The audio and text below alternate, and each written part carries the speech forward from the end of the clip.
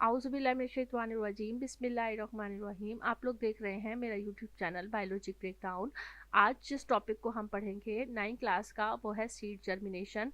For seed to start growing they need to be in the right place and at the right time. यही topic seed germination का 9 class में भी है और यही topic 10 class में भी है। तो ये टॉपिक दोनों क्लासेस के लिए, दोनों बच्चों के लिए जो है वो होगा। तो आप लोग इसको ज़रा ध्यान से सुनिएगा, ये इंपॉर्टेंट टॉपिक है। For seed to start growing, they need to be in the right place and at the right time. Seed को ग्रो करने के लिए, सीड को उगने के लिए किन चीज़ों की ज़रूरत होती है? सही जगह की ज़रूरत होती है और सही वक्त की ज़रूरत होती है। This process is called seed germination. और यही प्रोसेस जो है वो सीड जर्मिनेशन कहलाता है। यानी अगर किसी सीड को सही जगह मुयसर आ जाए और सही वक्त मुयसर आ जाए और सही तरह से उसे वाटर और हर चीज़ न्यूट्रिएंट उसे मिलता रहे, तो वो सीड जो है वो जर्मिनेट करना शुरू कर देता है, यानी उगने लग जाता है। And it is like the start of plants life. और इस तरह से एक प्लांट की लाइफ स्टार्ट हो जाती है।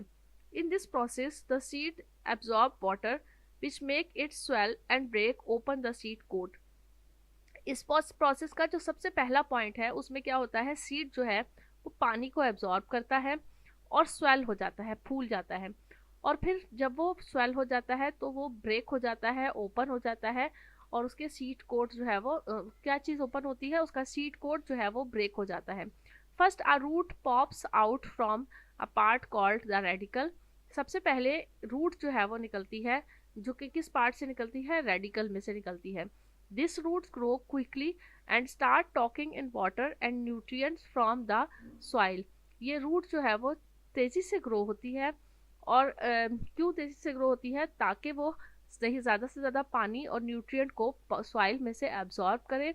Then a tiny shoot called the plumule begins to grow. और फिर उसके बाद एक टाइनी शूट डेवलप हो जाता है जो कि प्लोम्यूल में से डेवलप होता है और ग्रो होने लगता है। It stretches up and out of the soil. There are two main ways seed can start growing. ये जब सॉइल में से बाहर निकलता है तो इसके दो तरीके हैं। यदि सीड के ग्रो होने के दो मेथड होते हैं। एक मेथड का नाम है एपीजियल जर्मिनेशन और दूसरे का नाम है हाइपोजियल जर्मिनेशन। तो एपीजियल जर्मिनेशन कौन सी जर्मिनेशन होती है? In this type the part called the hypocotyl stretches out and form a hook. इस पार्ट में जो हमने एपिकोटाइल और हाइपोकोटाइल के मुतालिक अपने पिछले लेक्चर में पढ़ा था, उम्मीद है आपको वो याद होगा कि हाइपोकोटाइल जो इसका नीचे वाला जो पार्ट है, बॉटम वाला जो हिस्सा है, वो कॉटिलिडन के साथ जहाँ से अटैच होता है उस जगह को हाइपोकोटाइल कहा जाता है। तो ये जो पार्ट है जहाँ हाइपोकोटाइल मौजूद है वहाँ से ये स्ट्रेच आउट होना शुरू हो जाता है, बाहर की तरफ निकलता है एंड फॉर्म अ हुक, और एक हुक फॉर्म कर लेता है। Pulling the seed leaves cotyledon, और उस सीड के लीव्स को पुल करता हुआ, यानी कॉटिलिडन्स को पुल करता हुआ अबव द ग्राउंड से बाहर आ जाता है। Beans, cotton and papaya are example of seeds that do this. ये मुख्तलिफ एग्जाम्पल्स दी हुई हैं कि बीन्स के सीड, कॉटन के सीड्स, पपाया के सीड्स अगर आप लोग देखें और उनको ग्रो करें तो वो इसी तरह से एपीजियल जर्मिनेशन के जरिए से ग्रो होते हैं। आपको यहाँ इस डायग्राम में नज़र आ रहा होगा, ये एक सीड है। सीड का इस जगह जहाँ पर हाइपोकोटाइल मौजूद है ये स्ट्रेच होने लग गया है और स्ट्रेच होके ये हुक नुमा स्ट्रक्चर बन गया है और ये आहिस्ता आहिस्ता ज़मीन से और ग्राउंड से बाहर की तरफ आ गया है। हाइपोजियल जर्मिनेशन है, it is the epicotyl that stretches and form a hook but the seed leaves cotyledon stay underground. Epigeal germination में भी स्ट्रेचेस होती हैं, यानी वो सीड खींचता हुआ ज़मीन से बाहर निकलता है एंड फॉर्म अ हुक, और एक हुक फॉर्म होता है।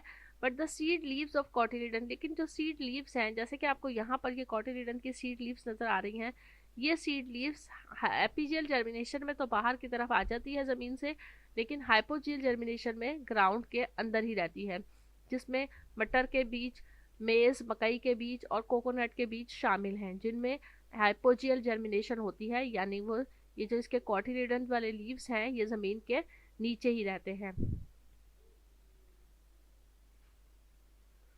नेक्स्ट जो हमारा टॉपिक है वो है कंडीशंस फॉर सीड जर्मिनेशन।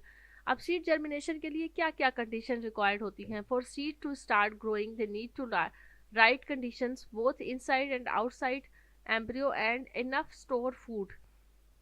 एक ऐसी सिचुएशन दी गई है जिसमें सीड ने स्टार्ट करना है growing, need to right conditions, उसको राइट कंडीशंस की ज़रूरत है, both inside the outside, inside भी और आउटसाइड भी, और inside the seed must have a living baby plant, seed के अंदर एक छोटा सा बेबी प्लांट मौजूद है, एम्ब्रियो जिसे कहते हैं, एंड इनफ स्टोर फूड, और बहुत सारा स्टोर्ड फूड भी मौजूद है। Water, most seeds have very little water, ज़्यादातर जो बीज हैं उनमें बहुत कम पानी मौजूद होता है उनके अंदर। They can't start growing until they soak up water from the environment, और वो उस वक्त तक ग्रो नहीं होते हैं जब तक कि उन्हें इन्वायरमेंट में सही तरह से पानी ना मिले जो कि वो सोक कर सकें, जस्ट कर सकें। This water is use to break down stored food and help parts of the body baby plant grow. ये पानी जो है वो इसका क्या फंक्शन होता है कि ये उसका जो फूड है, स्टोर्ड फूड है, उसको ब्रेक डाउन करता है और हेल्प करता है कि बेबी प्लांट जो है वो उस पे से ग्रो हो सके। Oxygen just like we need oxygen to breathe, जैसे हमें ऑक्सीजन की ज़रूरत है सांस लेने के लिए, बिल्कुल इसी तरह से प्लांट्स को भी जो है वो ऑक्सीजन की ज़रूरत होती है ब्रीथिंग के लिए। The cells in the baby plants need it too, baby plant के जो सेल हैं उन्हें भी ऑक्सीजन की ज़रूरत होती है, and it helps them do their job, और ये अपना काम करते हैं और ऑक्सीजन को हासिल करते हैं। नेक्स्ट है temperature, different seeds like different temperatures to start growing for most plants, the best temperature is between 25 to 30 degree. मुख्तलिफ प्लांट्स को, मुख्तलिफ सीड्स को मुख्तलिफ तरह का टेम्परेचर रिक्वायर्ड होता है उन्हें उनकी ग्रोथ के लिए। ज़्यादातर जो एवरेज टेम्परेचर लिया जाता है प्लांट्स की ग्रोथ के लिए वो 25 से 30 डिग्री सेंटीग्रेड के अंदर होता है, यानी इससे कम होगा तो तब भी प्लांट की ग्रोथ सही नहीं होगी, और इससे बहुत ज़्यादा होगा तो तब भी प्लांट जो है वो मुरझा जाएंगे। So when the seeds gets these conditions right, it's like a green light for the baby plant to being its journey. लिहाजा जब ये सारी कंडीशंस सीड को मुयस्सर हो जाती हैं, मिल जाती हैं, ये सही कंडीशन जो है वो मिल जाती हैं, तो अब ये सीड के लिए एक ग्रीन लाइट है, यानी एक ग्रीन सिग्नल है कि वो बेबी प्लांट जो है वो अब अपनी जर्नी स्टार्ट कर सकता है। ये हमारा एक छोटा सा टॉपिक था जिसमें हमने स्ट्रक्चर ऑफ सीड और अपने सीड जर्मिनेशन के बारे में पढ़ा। नेक्स्ट हम अपने लेक्चर में दोबारा इसी यूट्यूब चैनल पे मिलेंगे।